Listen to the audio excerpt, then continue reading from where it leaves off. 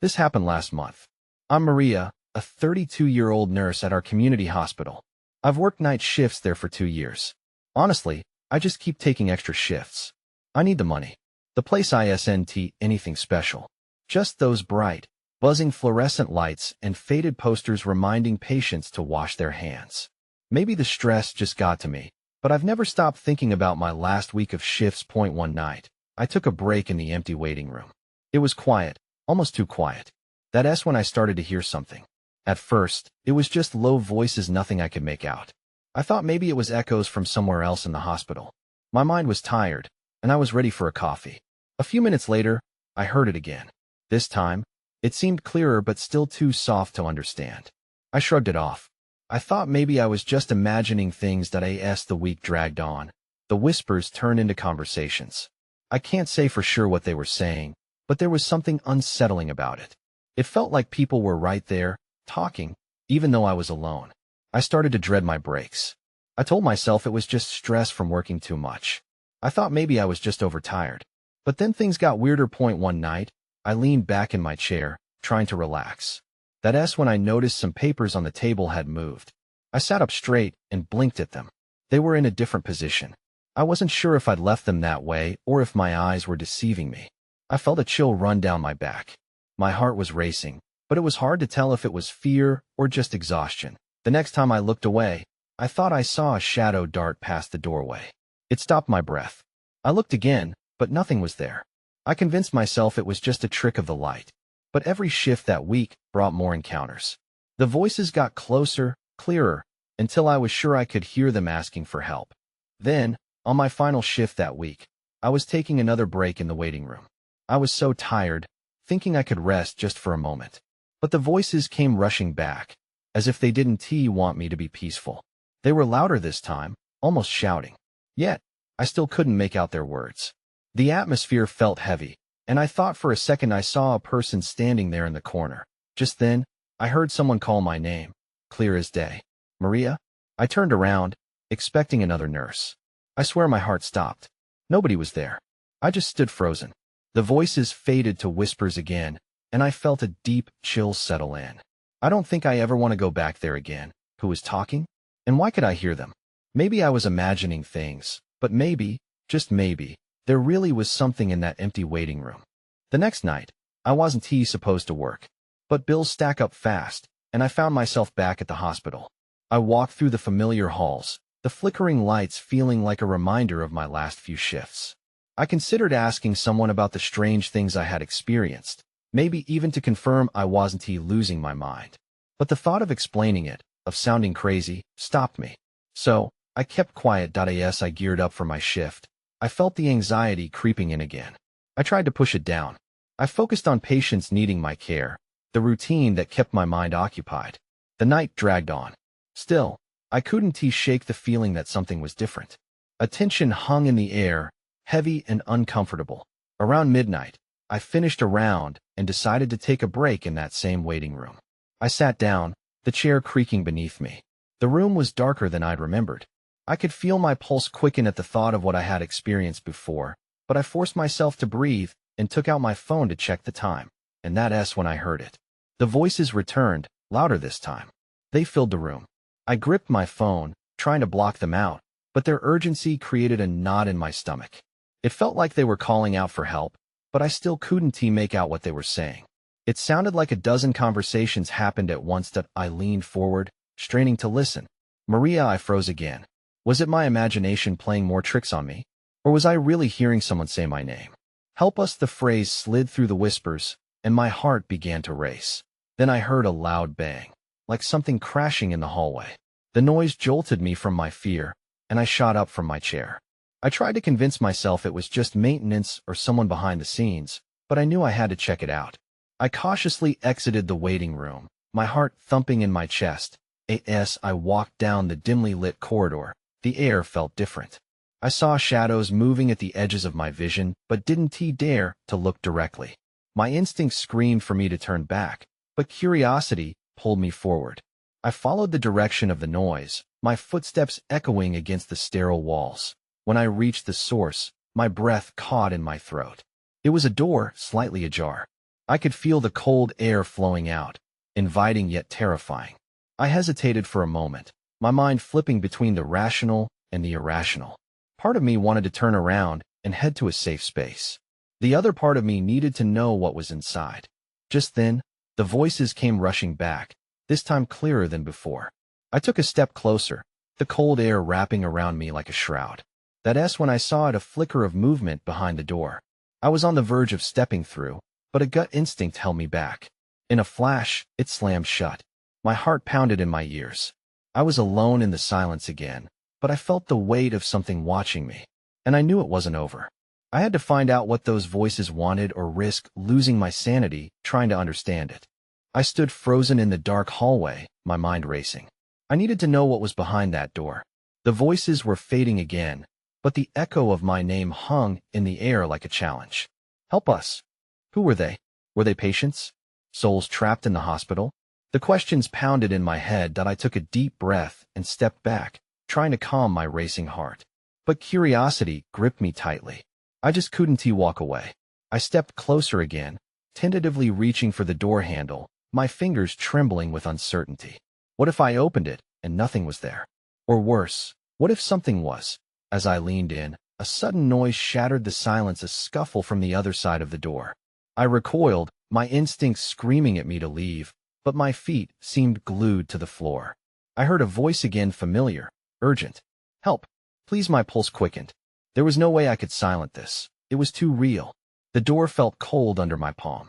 I gripped the handle, my breathing shallow. With a deep breath, I turned it slowly and pushed. The door swung open, revealing a small, dark supply room, the kind that often went unnoticed in a busy hospital. Stacks of unused medical supplies and dusty equipment lined the shelves. I scanned the room, my heart racing. There was no one there, but the air felt oppressive, thick with unspoken fears. That's when I noticed a shivering form on the floor, partially hidden behind a metal cart. My heart froze. I grabbed my phone, using its light to cut through the darkness. The beam landed on a girl, maybe just a teenager, her clothes hospital issue, but ripped and stained. She looked up, fear in her eyes. You found me, she whispered, her voice trembling. What happened? I asked, stepping closer. Are you okay? I don't know, she stammered, glancing around as if expecting to see someone. They came for me. They said I have to help them. My mind raced. Who was she talking about? Who came for you? They're not alive anymore, she said, shivering against the cold. But they need you. They need someone to help them move on. A wave of dread washed over me. I don't even know what that means.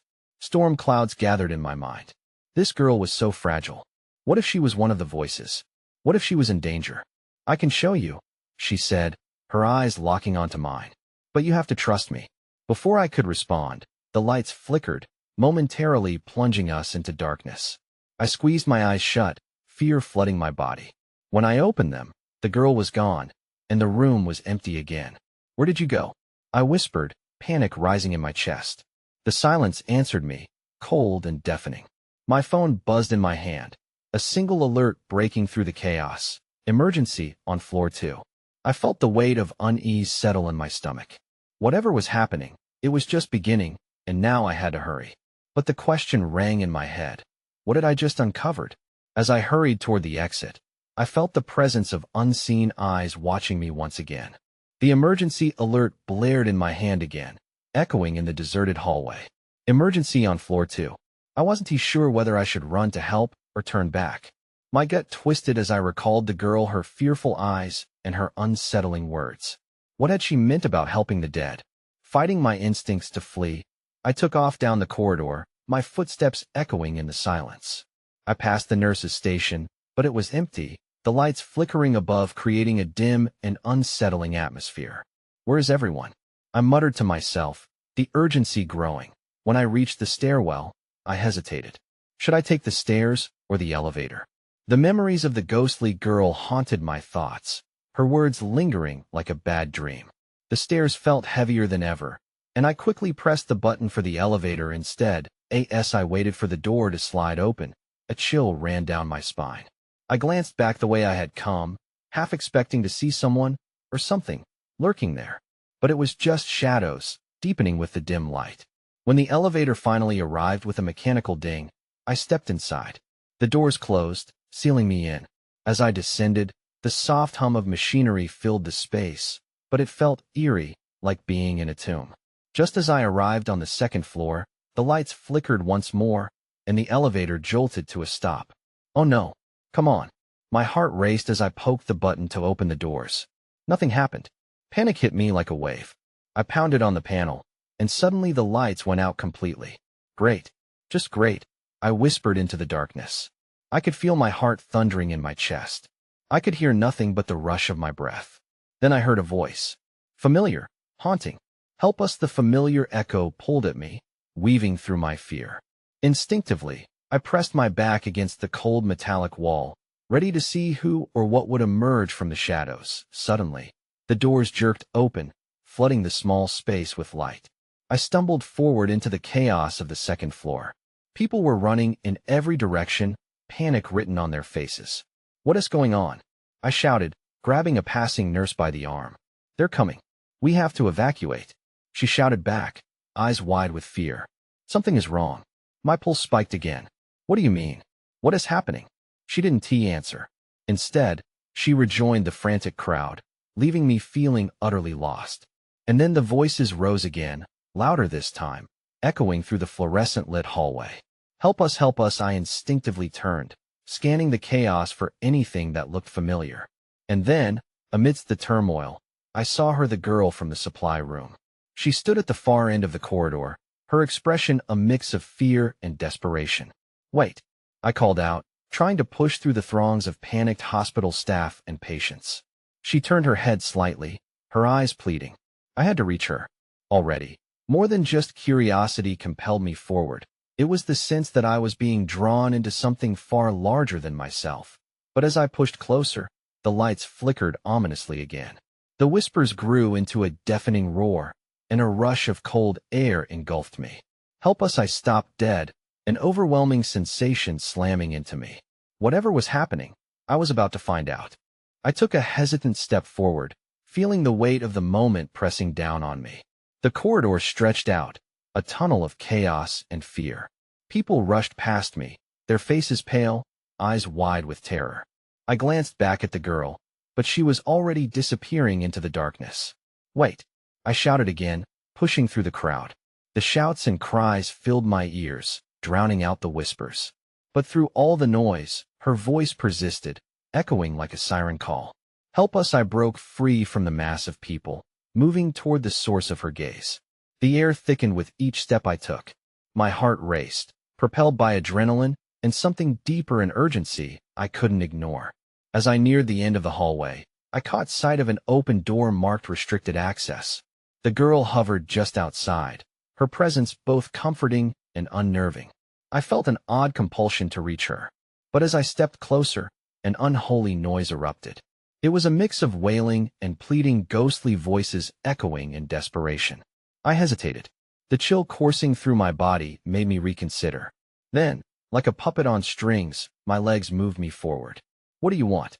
I called out, unsure if I was speaking to the girl or the unseen voices rattling in my mind.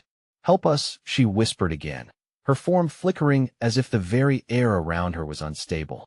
They are trapped. Her expression shifted to one of pain, and I felt a pang of empathy that I looked around. The hall was filling with people, their cries of panic mixing with the haunting lamentations. But behind me, the open door beckoned.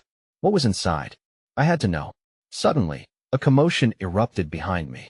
A group of nurses rushed past, screaming, "Get out! Everyone, evacuate!"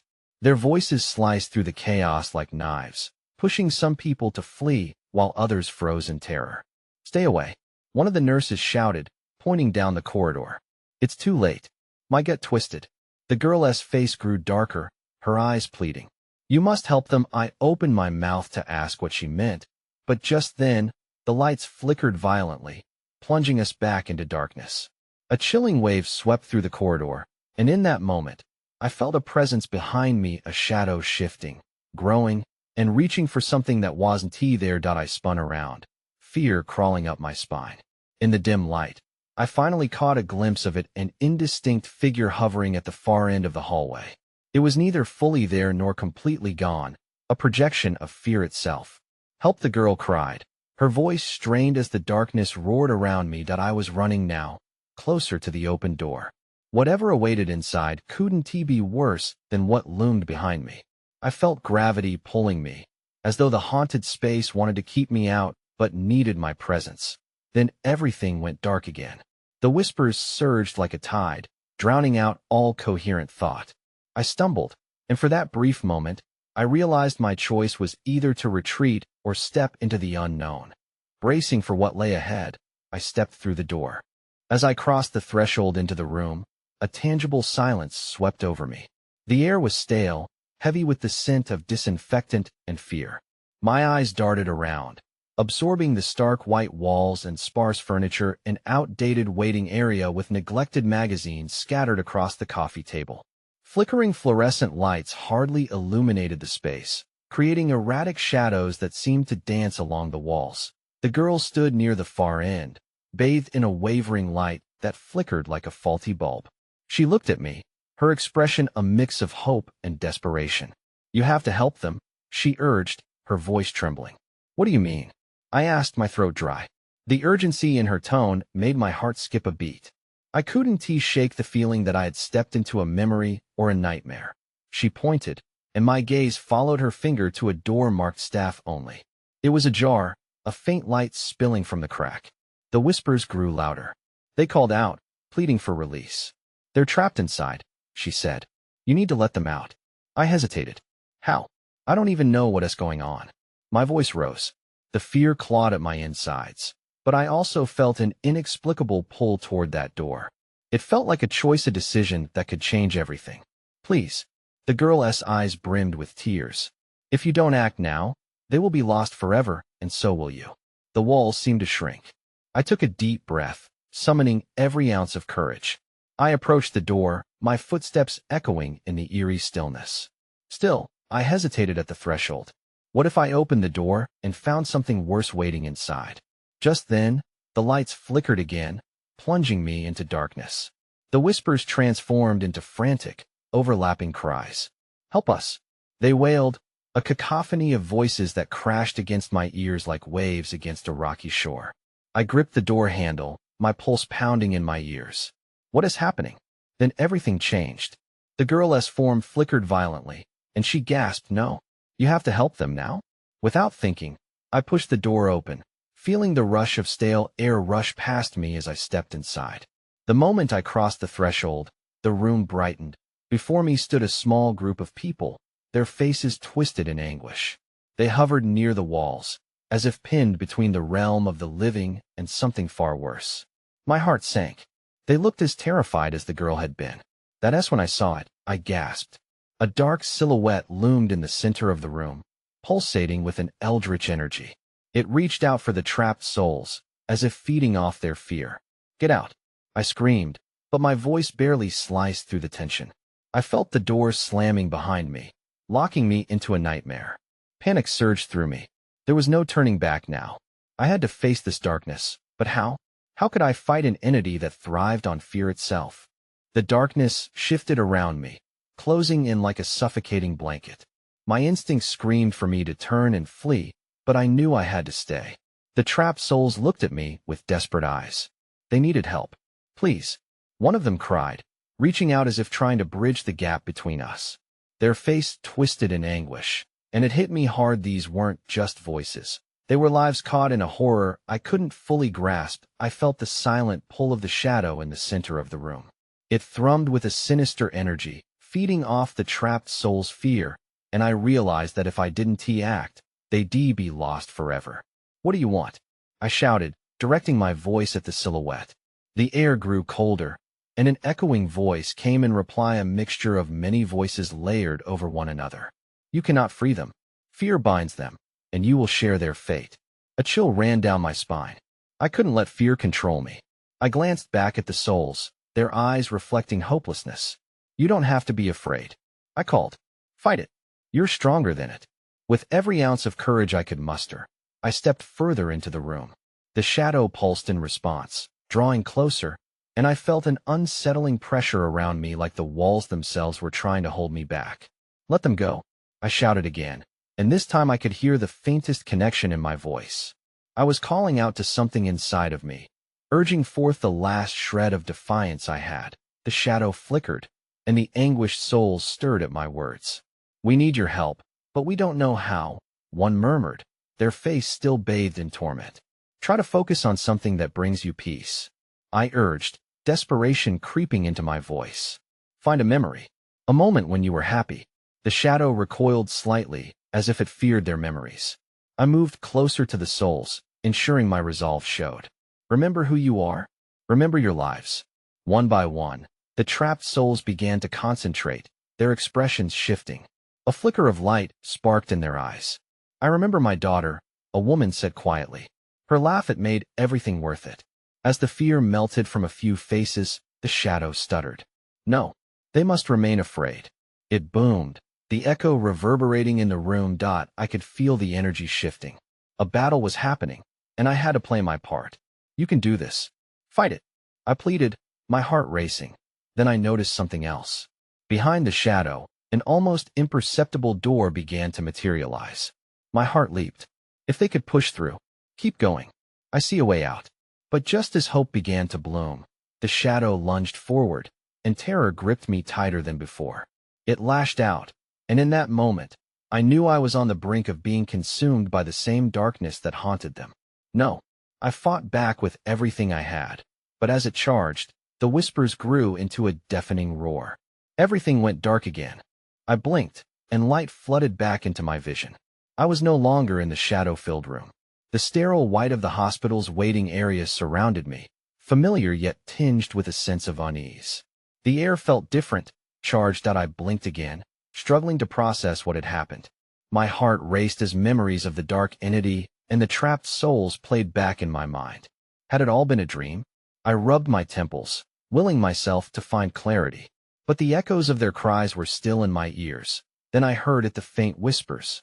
They coiled around me like smoke, rising from the empty corners of the room. Panic crept in. I couldn't shake the feeling that the darkness hadn't fully relinquished its grip on me. Just breathe, I whispered to myself. I needed to find answers. I stood up, hesitant but resolute. If voices were lingering here, I needed to know more about them. I walked toward the hallway that led to the other parts of the hospital, the dull buzz of fluorescent lights overhead feeling oppressive. As I reached the entrance to the waiting room, I saw something shifting in my peripheral vision. I turned, and the door I thought I'd imagined was there again, pulsing ever so slightly. What if it wasn't just a figment of my mind? I hesitated, fear gnawing at me. The memory of those souls clawed back at my fear, but I took a breath and stepped up to the door. It looked warped, as if bending reality around it. My hand trembled as I reached for the handle, ready to pull it open. Then it happened. One of the voices broke through the monotony of the hospital sounds. Help me, it whispered, soft and haunting. My heart pounded in response. I couldn't identify who was speaking, but this was no ordinary voice. What do you need? I said aloud, drawn to the sorrow behind the plea. No response came for a moment, just the echo of regret hanging heavy in the air. I can't remember. It finally arrived, voice tightening with a mix of fear and desperation. Remember what? I urged, feeling the urgency now. The door seemed to vibrate in response, a hint of light flickering from its edges. And my name, where I am. I stepped closer, instinct guiding me. You're in the hospital. Focus on that. You're safe here. You just need to remember. The air shifted. I felt the temperature drop. There was a chill that wrapped around me, tightening like a serpent. I instinctively stepped back, but refused to let fear win. You can do this, I called out. Push through it. Suddenly, the shadows in the corners of the waiting room seemed to stretch, elongating towards me, as if trying to pull me into their depths. I felt the pressure building again, threatening to swallow me whole. I see you, I shouted at the shadows, my voice reverberating against the walls. I know you're there. This ends now. And that's when I noticed that an old photograph faded and crumpled on the floor, partially hidden beneath a chair. Instinctively, I reached for it, my fingers brushing its edge. This photo could hold the key, or it could be a trap. I had to find out before it was too late. My heart raced. I turned it over, desperate to uncover its secrets. But the shadows were gathering, and I felt the lingering chill tighten around my throat. Just as I was about to see the face in the photograph, the whispers surged into a chaotic roar. The shadows lunged at me, eyes glittering in the darkness. Then everything went black once more. I gasped back to consciousness, the air rushing into my lungs like a flood. My surroundings flickered, the stark white of the hospital lighting blinding me for a moment. Confusion tangled with fear as I struggled to sit up.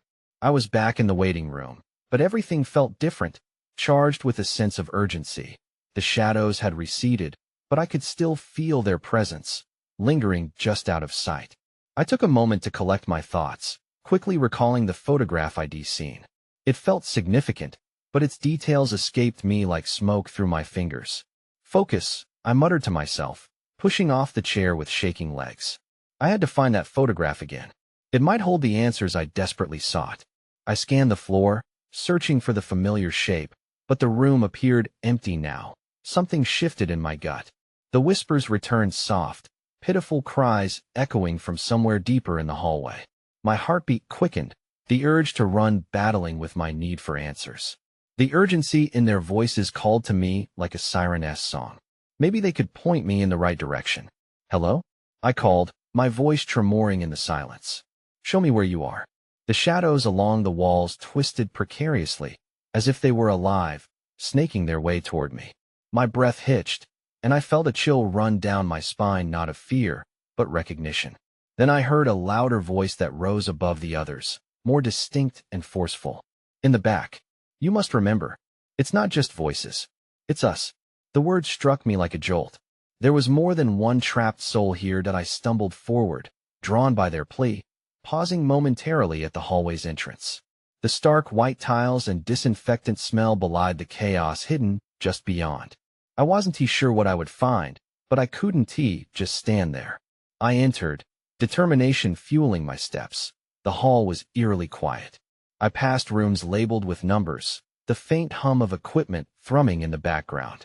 Each door felt like a potential secret, a mystery waiting to be uncovered.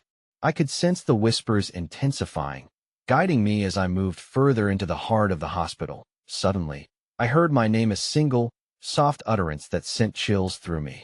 Help, you must help. It pierced the air with urgency. Whoever spoke knew me. I froze, then continued, propelled by a mix of fear and determination. Finally, I reached the end of the hallway. There, another door stood ajar, a sliver of darkness emanating from within. The voices swelled in a crescendo, mingling with a sense of panic. I wasn't just being pulled in. I was being summoned. I took a breath and pushed the door open.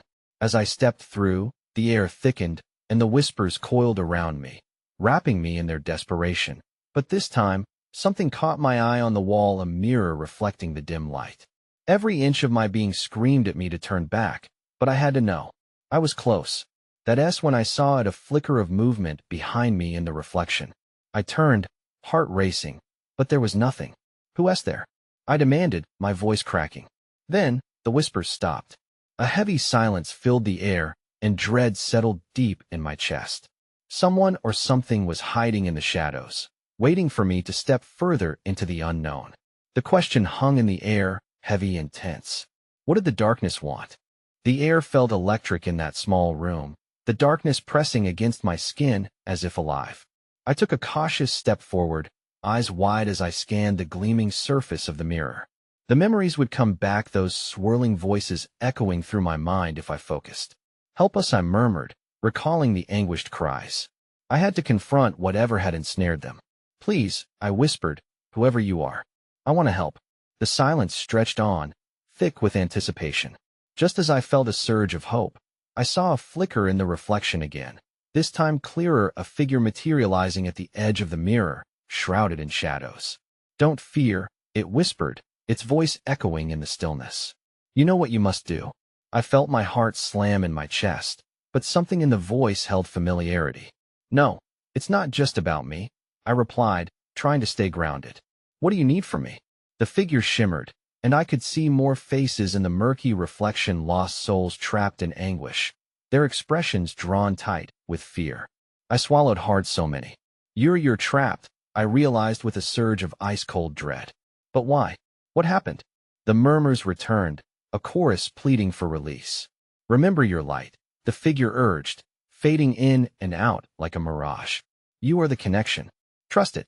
Before I could process those words, a rush of cold air swept over me, echoing the whispers that battered my senses. Remember, help us. Every fiber of my being screamed that this was my moment, and I needed to focus. I turned back to the mirror, my gaze steady. How do I help you? I asked. Just tell me. The chilling tendrils of despair pulled at my mind. A part of me was scared. What if I opened that door to a hellish nightmare? Then came the whispers, invigorated with emotion. You must find it, that which binds us. I nodded slowly, feeling intuition guide me. They weren't just lost. They needed to be connected, maybe even remembered. I recalled the photograph, now pushed into the recesses of my mind. I saw a photograph. It was mine, wasn't it? The air shifted again, but it felt lighter. Your memories will set us free. You have to remember. Suddenly, the walls of the room closed in like a shroud, and I felt the pull of darkness intensify. Panic surged, but I fought it back. If I let fear win, would I become one of them? The mirror shimmered more vividly this time, revealing glimpses of past moments, a birthday, laughter shared, a warm kitchen filled with sunlight. My heart twisted as each scene unfolded, wrapping me in nostalgia. I remember. I gasped, a wave of emotion crashing over me. My life, my family. I felt their warmth mingling with the sadness of lost moments. But how does that free you? The shadowy figure stepped closer, seeming to pull strength from my clarity. In remembering, you will give us form. Focus on the love, the joy. Let it guide you. Light flooded the reflection, banishing shadows to the edges. The figures blurred in frustration, caught in their sorrow. Fight it. I urged them. Remember who you were. You're worth fighting for.